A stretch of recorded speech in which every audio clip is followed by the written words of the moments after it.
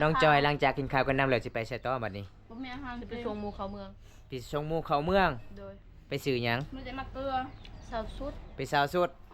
อายุจักปี15 ปี15ปีเอาพัวบ้านใดบ้านอาเราบ้านอาเล่าโดยโอ้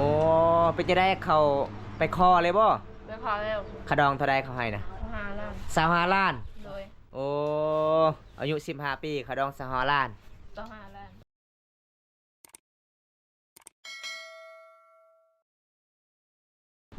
กราบสวัสดีบ่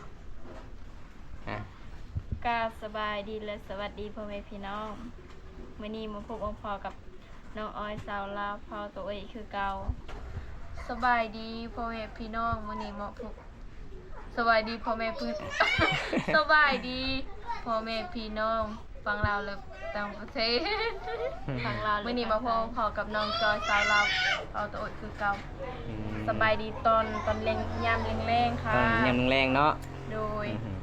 ผมไม่แต่ล่นค่ะเนี่ยนว่าอุ้ยมาไปล่น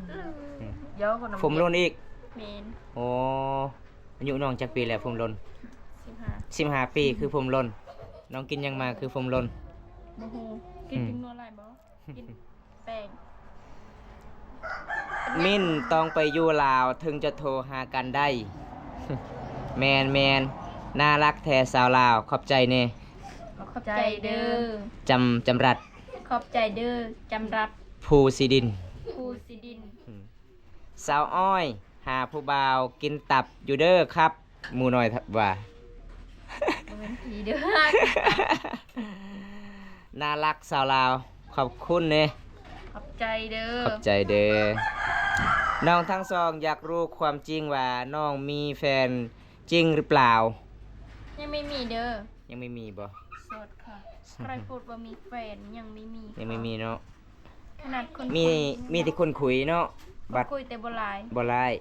บัดแฟนตัวจริงไปหาตลอดบ่มี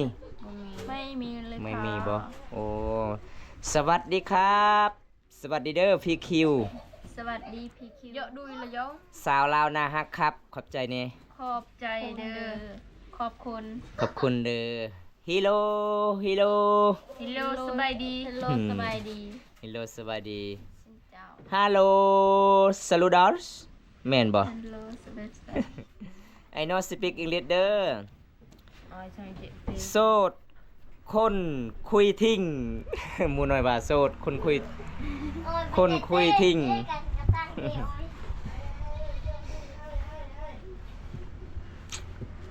เป็นหยังเนาะภาษาหยังเนาะวิดีโอบ่ VOI ดีคีโว้ยบ่คอมเมนต์มาได้เด้อครับฮอดชั่วโมงนึงแล้วบ่าวตาสิกลับเด้อครับค่าเวียกหลายมื้อนี้ครับเว้ยกะขับเอ้ยตั้งปะเต้ตั้งกันปะนะเร็วสวัสดีครับผมสวัสดีสมเด็จนี่สวัสดีสมเด็จเด้อเทียงสมบูรณ์What is like about What is I know speak English เก่งจะไปเที่ยวสาวลาวพาชมเที่ยวได้ไหมได้บ่ได้ค่ะมีสถานที่ท่องเที่ยวหลายเนาะเมืองนองเฮาเนาะมีวิวธรรมชาติสวยๆงดงามแม่นแกงลีนกับมีแม่นแกงอะลองมือฮาบามีหยังเนาะครับมือฮาบาเจ้าอยู่แขวงใดเนาะครับแขวงสวรรณเขตจ้าสวรรณเขตภาษาอะไรคะภาษาตะโอยเนาะไทยโซตะโอยเนาะโดยสาวจ้อยบ่มีบ่าวเลยครับคุยกับน้องเขาน้อยหมู่น้อยว่าสาวจ้อยไม่มีโทรศัพท์เลยบ่จ้อยใส่แล้วเพเลยบ่เพแล้วค่ะโอ้เพเลยเนาะแม่นมีติ๊กค่ะ Hi we bring you touch มันยัง please say บ่แม่นบ่ครับอ่านให้ผมแหน่แปลให้ผมแหน่ผมอ่านบ่เป็นเด้อครับมันยังกองมันสิมือเลยมื้อนี้จะไปหาติดต่อได้ทางไหนครับฮะ ติดต่อทาง Facebook ทาง Facebook WhatsApp ปะยายอตะเตะเลยนั่น TikTok หมดแต่แอปแล้วตะเตะนางยอหมดแต่แอปตะเตะ เป็นหยัง ไม่รู้ค่ะวิสับสันมันจะเพลแล้ว อืมสาวเฝ้าตะโอยไปนะครับหมูน้อยว่าสาวเฝ้าตะโอยไปนะครับ ไปยัง จังหวะแหละถามเบิ่งหมูน้อย ไป พิมพ์ผิด ใส่เนาะ มีหยังเนาะครับหมูน้อยพิมพ์ผิดหยังเนาะครับมีหยัง บ่มีหยัง ฮะ บ่มีหยัง 18 ปีหยังเนี่ย 15เด้อไก่จะฮอด18แล้วค่ะเดือน อืม เดือนหน้าเลยดิ เดือนหน้า18แล้วบ่จะบ่ คงฮอด18แล้วค่ะ เดือน4สงกรานต์เนี่ยเนาะ แม่ พอดีวันเกิด ฉันแล้วแต่ฉันไม่มีตังค์จะจัดค่ะ อืมเจ้าก็เอิ้นหมูน้อยมานำแน่มาเล่น พี่หมูน้อยมาวันเกิดน้องเด้อ อืม เดือน4สงกรานต์นี่ รักกุ๊กกิ๊กสาวน้อย ลองสารบานโพนม่วง คนเดียวเด้อโอ้บานโพนม่วงน้องเคยไปบ่ บ่เคยเคยสวรรณเขตบ่ คือสิแม่นแล้วบ่ น้องบ่เคยได้ยินเลย มาไทยบ่ครับสาวจ้อยหมูน้อยถาม มาจ้า มาเนาะ โดย ซันอยู่พัทยาเมื่อ2 วันก่อน มันเป็นเมืองสวยงาม โอ้อยากไปเที่ยวเนาะพัทยาเนาะ อยาก อยากไปเที่ยวแฮงครับ ปะยาดังเมื่อมารู้มานี่ตอนละแกมันบึ้นฟ้าเอาบ่อู้ จันเหรอ ฮะเดือน4นะฮะ วางเวียกไว้ ตะไกว่างเวียงเต็มบ่เต็มวิ ก็จะพี่มันแต่บันดอกนั่นน่ะสอบคนแก่ไหม่เอ่ย สอบมากก่อนค่ะสอบ ไปแล้วนะครับอ๋อไม่เป็นไรครับ ป้า ข รา อบ จะ คุณมากครับ เดี๋ยวจะไปรับนะหมูน้อยว่าจะไปหับถ้า โดย อยากไปไทย อ้ายเอ้ยอ้ายบ่เคยเนี่ยเว้าเล่น สวัสดีครับ สาวสวยน่ารักทั้ง2 คนครับ สวัสดีค่ะ สวัสดีค่ะ จากแขวงเชียงรายเด้อโอ้จังหวัดเชียงรายบ่เชียงรายคือบ้านพี่มัมจุงมกเนาะแม่นเนาะ โดย บ้านเมียพี่มัมจุงมกแหละ อ๋อ จังหวัดเชียงราย อันนั้นจับปะยาไปไทยคิดก็ได้รอลึกเตะกกอยู่อะแบบ แม่นยังอีกเว้าหยัง เดี๋ยวพนาคันไปปะดุงปะยาเขาดึกมันนะดึกสุดพีก็ตบจำเดือนจะได้อีทันแจง แม่นยังน้องครูเบสซี่จีบได้ผัวบ่ห่วง2 สาวนี่อีหมูน้อยว่า ผัวออนคือไปก็วันฉากเอาเตะ สวัสดีครับ จากสุโขทัยงามไทเนอร์แม่นยังฮะ เมนตัดชาวอ้อย โอ้ย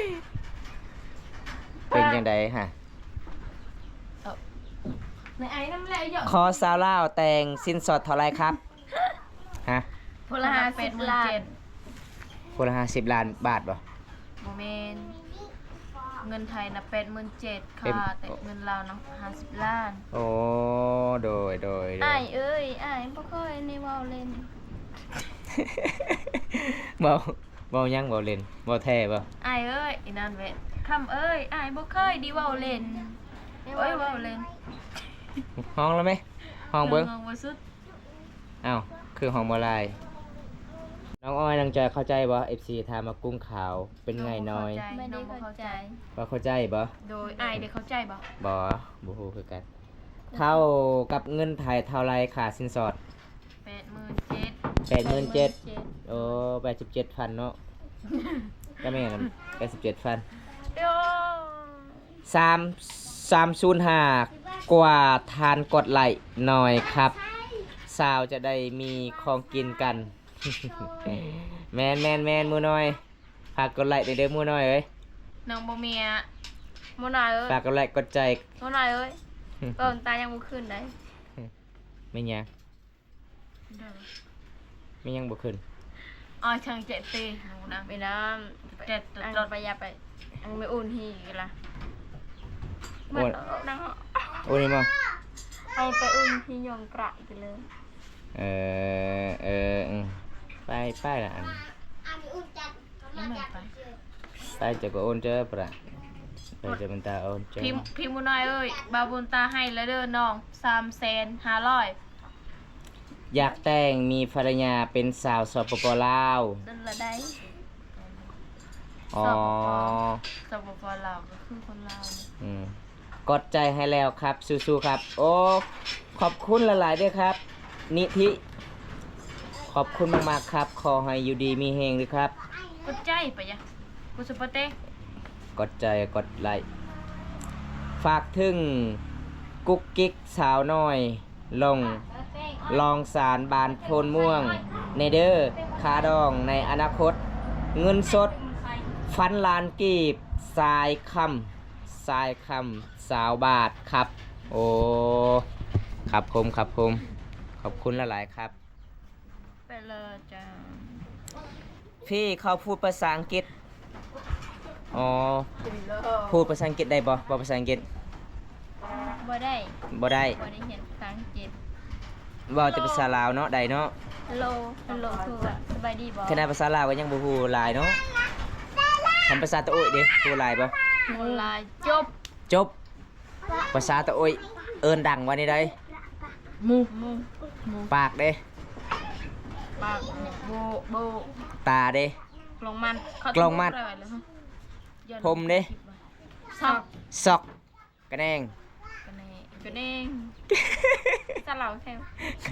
กระแนงคือกันบ่แควเนาะแควคือกระแนงเนาะ โดย อ๋อมือเด้ อัดดี อายึง อายุบุกแล้วเราอุดปะยาอะไรใช่ป่ะกายโยกไอสาวสุดนะ ตะไลปะ สุดสุด สุดๆแต่เมืองป้าเลยป้า กุระไวแล้ว ประยุทธ์เนี่ย ตะบื้อละหิปะ สวัสดีครับบาบุญตาโดยสวัสดีเด้อไกลซอนกลืนแค บื้อกุไร สวัสดีเด้อภาษาบ้านเจ้าเอิ้นเสือว่านี่ได้ส่งเสือ ฮาลูกซอกกุด ซอกส่งคือกุน ฮาลูกกุด เออฮาลุกกุนส่งเสือ โดย โอ้ รู้มาไหมป้าจะไปใส่ อืมใส่คอเด้ ซอยชิชาฮาริยัก ใส่ซอย ชิชาของป้า เออ ฮ่า FC หัวเห็นบ่ FC มวยบาร์ปลายปูนซึกปัดตะบื้อตะบอลตะกินจิตจิละมวยฮ่า นับว่านี่ได้ภาษาลาว หนึ่งก็คือมวย อืม นับนับเข้ากันเนาะ แต่1ฮอด10ปะ ภาษาลาวเด้อ หมูจิตสิบ 10 ภาษา แต่หนึ่ง ลาว แต่1ฮอด10จะนับลงเบิ่งภาษาโตย มวยบาร์ปลายปูนก่อนกิมจิต เอ้ายังคือฮอดมันจิตไว้ มวยบาร์ปลายปูนซึกตะปัดตะปูลตะกอลตะกีจิต มันจิต มวยจิตบาร์จิตปลายจิตปูนจิตซึกจิตตะปัดจิตตะปูลจิตตะกอลจิตกีจิตพอดีซาว ซาวทางตีนทางมือประมาณเท่าใดซาว ซาว ภาษาโตยซาวว่านี่ได้ บาร์จิต บาร์จิต โดย ลอยเด้ภาษาโตยว่านี่ได้ ฮะเอ้ากันบ่ฮู้ภาษาโตย นับบ่เป็น แน่เห็นบ่คือตัวลายแล้วเจ้าบ่ฮู้ภาษาโตยลาย50เด้ ทรงจิต 80 ตะกี้ทะเล เอาแล้วภาษาตัวเองก็บ่ฮู้อะไรบัดนี้พี่น้องเอ้ย ทรงจิตทรงจิตทรงจิตตะปัดทรงจิตตะปูลทรงจิตทรงจิตตะกอล แล้วบัดนี้ภาษาตัวเองอ่านบ่เป็น ทรงจิตตะกอล 80ก็คือตะกอนจิต ลือตะกอลจิตตะกอลจิต ลอยเด้ ตะกอลจิตตะกี้จิต ฮะ ลอยเอ้า ตะนางตื่นลอยดังนี้มา คันตอบได้สิให้รางวัลหอมแก้ม นั่นเลย ลอยคือมุกะล มุกะลำพันเด้ พันล้าน อ้าวอ่านบ่เป็นแล้วบัดนี้ฟันก็คือมุรวย หมูรวย มุรวย หมูรวยซื้อเลย ลอยคือมุกะลำพันคือมุรวยอ๋อสวัสดีเด้อแม่น้องแจมไซรัก ขอบคุณหลายๆเด้อครับ โดนแล้วบ่ได้ไลฟ์สดครับผม เมื่อกี้จะ ฮาฮิโลสวัสดีเด้อครับสวัสดีเด้อครับคอมเมนต์มาได้เด้อ สบายดีค่ะ ดงมังโอ้ยอ่านบ่เป็นแล้วครับ กินน้ำก่อน I know speak เด้อประเทศฝรั่งบ่ฝรั่งเศส thank you very much ฝรั่งเศส thank you very much ค่ะ สวัสดีสาวอ้อยไปกินน้ำเลยครับ นี่จับค่ะ เป็นจังไดเนาะแม่น้องแจมใจรักอยู่ฟังไทยมื้อนี้อากาศหนาวบ่อยู่บ้านค่อยนี่อากาศหนาวมากเลยเด้อทางแดดทางอากาศหนาวแม่เอ้ย จูเว้อ ฮะ กูได้ไปเยอะร้อยนะปลาตะบือเหรอ ใช่อะไร อัน ลอ เรา ง เห็น กินเจ๊กลองมาเอาดิเจ๊ก เวลาดึกกูสัวอัน แซ่บบ่กินน้ no no ค่ะ ไม่มีน้ำเย็น ำภาษาอังกฤษเอิ้นน้ำว่านี่ใดฮะ ไม่รู้ค่ะ water water water water อ่ะ water พูดไทยบ่อยภาษาลาวเลยบ่ได้แม่นหมู่หน่อย ภาษาตัวเองก็บ่ฮู้เลยบัดสุดท้ายเว้าตลอดจักมองเมื่ออ๋อไลฟ์สดให้มันเต็มชั่วโมงหนึงเมื่อเด้อบ่วงคันอยากมาตอนนี้โลดเพราะว่าตอนแรงก็สิแล่นเวียกน้องสาวอีกโดนแล้วบ่ได้ยามน้องๆคิดฮอดหลาย FC คิดฮอดหลายก็เลยไลฟ์สดให้ FC ฮอนจ้าโอ้ฮอนหลายเนาะแม่เนาะ ไอ้นี่น่า ใส่เสื้อผ้าดอกลมให้ดูหน่อย มีอย่างเนาะเสื้อผ้าดอกลม กินอะไรเนี่ย เสื้อผ้าก็คือเสื้อตาตุ้ กินน้ำเปล่าเนาะ แมน น้ำสาง เสื้อแมงกระเบือเสื้อผ้า สงกรารจะกลับลาวอยู่ โอ้โดยมาได้ อันแม่น้องแจ่มใสใจรัก อยู่บ้านใดเนาะครับ อยู่เมืองใดเนาะ กันไปอะ คนลาวเฮา มาเด้อมาเที่ยวเด้อ คนพี่ก็สวย คนน้องก็งาม ขอบใจอูเน่ ขอบใจเด้ออู บาวบุรีรัมย์ บาวบุรีรัมย์เด้อบ าวบุรีรัมย์ บาวบุรีรัมย์ Hello you can speak English เอามาต่อ I know speak English บ่ I don't speak English สโต สโตสโตฮัลโหล ภาษาบ่ฮู้ภาษาอังกฤษเด้อ I know speak ขนาดบำตาก็ยังบ่ฮู้ภาษาอังกฤษหลายเด้อครับคอมเมนต์มาได้เด้ออยู่แขวงสวรรค์โอ้แขวงเดียวกันเนาะแม่เนาะอยู่ก็โตแขวงสวรรค์เลยบ่แม่ ดิสวรรณเขตบ่แม่ บ่าวบนตาเมื่อจักโมง3โมง4โมง3โมงครึ่งนั่นล่ะสิครับคอยอยู่เฮือนเจ้า โอ้โดยมาไลฟ์สดประมาณ1 ชั่วโมงกินข้าวกันน้ำเลยบ่บ่าววงอยู่เฮือนเบิ่งแล้วเด้อบ่าววงเด้ออาหารอยู่ตู้เย็นนั่นเฮ็ดกินโลด ยังเด้อยังเด้อ จะน้อยค่อยมาค่อยสิแล่นเวียก เขายังบ่ได้กินข้าวเด้อบ่าววง สบายดีเด้อครับคอมเมนต์มาได้เด้อพี่น้อง จับตะเกียง เก่าๆอีเหมือนตรง อุ้ยลูกเจาะไง เอากระเป๋าจุ่มจ่อยปลาเด้อใคร น้องอ้อยน้องจอยได้ห้องน้ำเลยบ่ ได้แล้ว ได้เลยเนาะ ของเบียด เอาสังกะสีอีกบ่มีดินบล็อกเนาะดินบล็อกบ่พอเอาสังกะสีก็ได้เนาะน้องเนาะ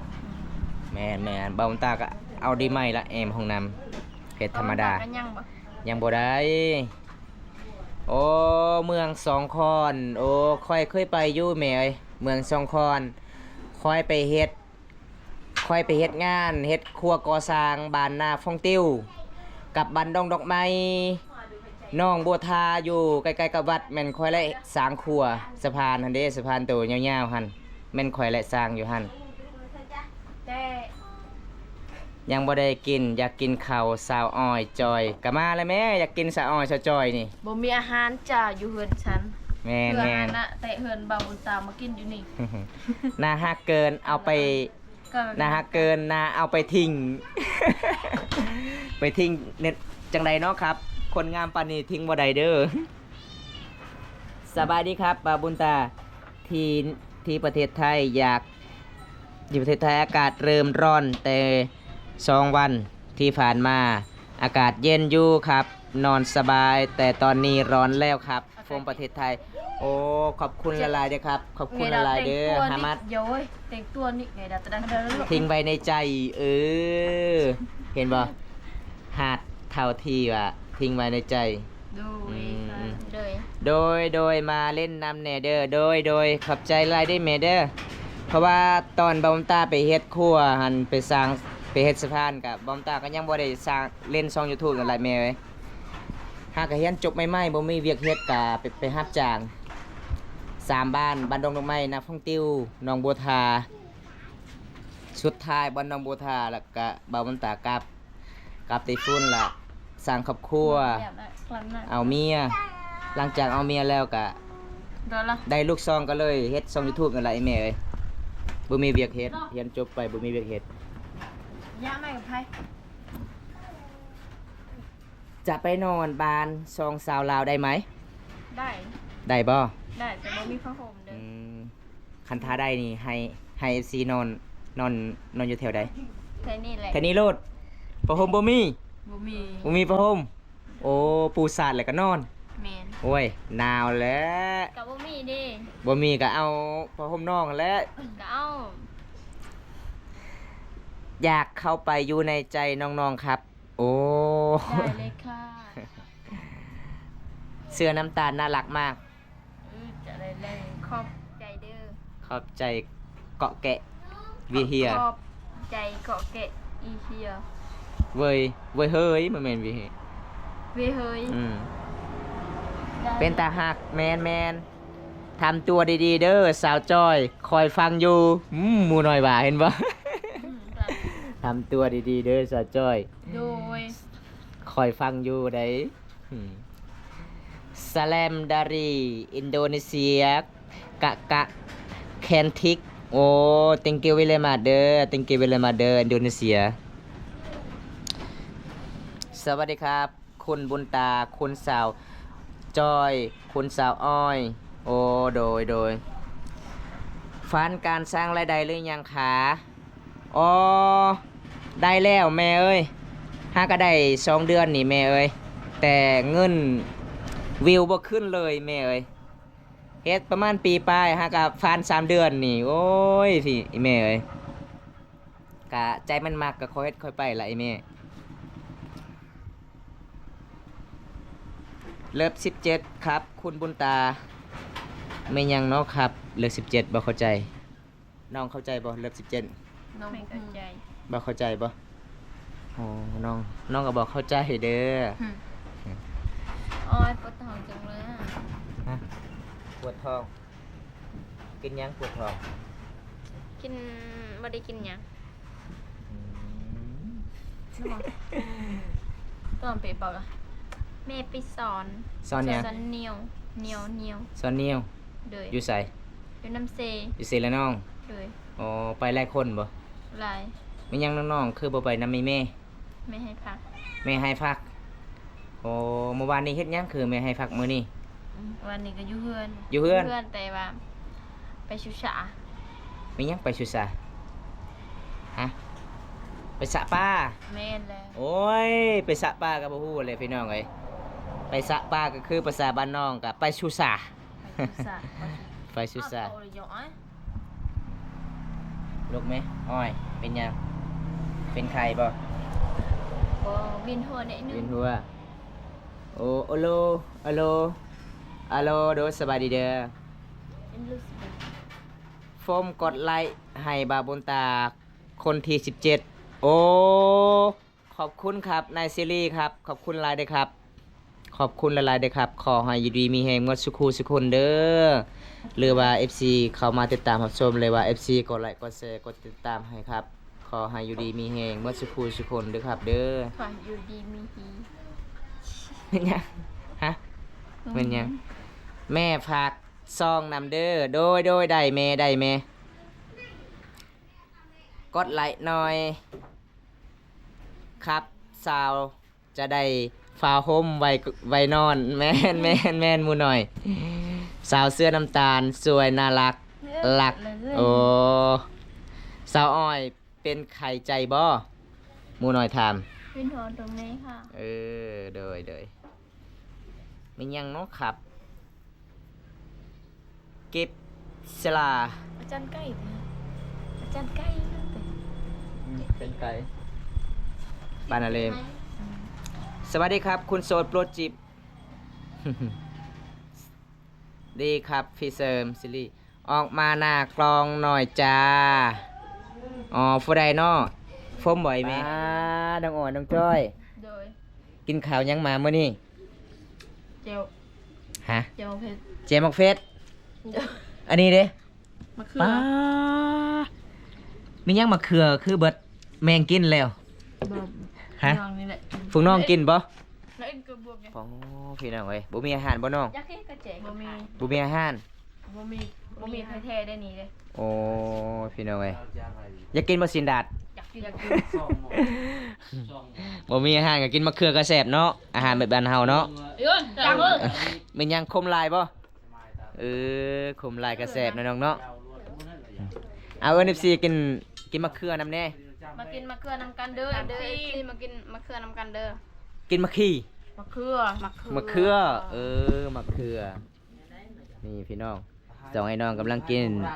มะเขือเด้อครับ มาเด้อพี่น้องกินมะเขือนำน้องๆนี่ล่ะพี่น้องเอ้ยน้องๆมาว่าบ่มีอาหารเอามะเขือ บ่มีแท้ได้ จำปลาแดกจำกับแจ้วพี่น้องอาหารกาแซแบบอาหารชนบทบ้านเฮาพี่น้อง ส่วนบทบ้านเฮาเป็นมันก็บ่แซ่บ ปลาแดกยังฮะ เด็กปลา ปลาแดกปลาธรรมศาสตร์บ่ แม่น ปลาแดกเฮ็ดเองบ่ เฮ็ดเอง โอ้สาวอ้อยซะจอยบ่เฮ็ดปลาแดกเป็น แม่เฮ็ด อืม น้องเฮ็ดบ่เป็น ผู้ใดเฮ็ดเป็นนะ แม่ อีแม่โอ้บ่สองไอ้น้องนี่เวลากินข้าวกินน้ำนี่ต้องกินน้ำกันตลอดบ่แต่ละมื้อ แม่น โอ้คันบ่เห็นน้องอ้อยนี่แสดงว่าน้องจอยก็ทาน้องอ้อยกินข้าวบ่ บอกกินปลาโลด กินปลาโลดก็สมมุติว่าน้องจอยไปน้องอ้อยกินปลาบ่น้องบ่ โดย เออ คันอยู่เรือนนำกันน่ะกินนำกัน กินน้ำกันคันมีปิ้งไก่ประมาณ1ปิ้งก็แบ่งกันกิน โดย โอ้ยพี่น้องเอ้ยอยู่น้ำกันใดเนาะสองไอ้น้องเนาะ จัดเลยนะ สลอย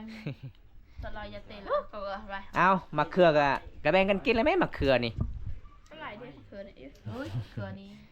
ส่วนน้องอ้อยมักมะเขือดิบหรือว่ามักมะเขือสุก มะเขือสด มะเขือสุกบ่โอ้โดยอาหารแซ่บเนาะ แซ่บอยู่ โอ้พี่น้องเอ้ยเอาจวด มื้ออื่นสิได้กินอาหารแหละไปเหินเบาตา ได้กินยังกินไก่ตัวหนึง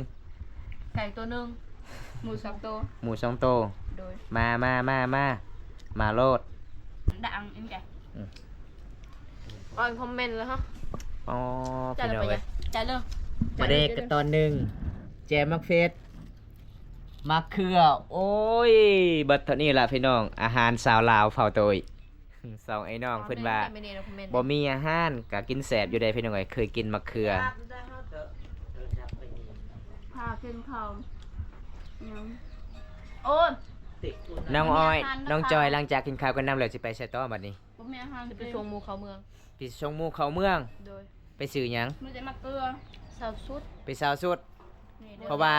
หมู่สิเอาผัวบ่ แมน หมู่ข้างนอกบ่อายุจักปี 15 ปี 15ปีเอาผัวบ้านใด บ้านอาเรา บ้านอาเล่า โดย โอ้เป็นจะได้เขาไปคอเลยบ่ ไปขอแล้ว ขะดองเท่าใดเขาให้นะ หาล้าน 25ล้าน โดย โอ้อายุ15ปีขะดอง25ล้าน ต่อหาล้าน โอ้ซื้อในใดหมู่ของน้องสิเอาผัวนะ คือน้อย สาวน้อย โดย ส่วนสาวอ้อยสาวจอยมื้อใดสิเอาผัว แฟนตายก่อนบ่าวกับบ่มี ต้องตายก่อนเกิด ตายก่อนเนาะตอนนี้ก็มี FC บล็อกเฟซอีกเนาะ แมนจังแมน FC นี่กะ อืม แซ่บบ่ อ้าวน้องตอนนี้อายบ่มีหยังเลยโอ้ย บ่มีหยังเลย อ้าวน้องตอนนี้อายก็บ่มีหยังหลายเด้อ โดย สิมาเยี่ยมยามน้องมื้อหน้าได้พอกันใหม่เนาะตอนนี้อายสิกลับก่อนเด้อ โดย บ๊ายบาย FC เน่ บ๊ายบายเด้อ บ๊ายบายโดย กินข้าวแซ่บหลายเด้อ แซ่บเด้อ กินให้มันตุยเด้อ โดย ไปเด้อน้องเด้อบ๊ายบาย เดินทางปลอดภัยเด้อ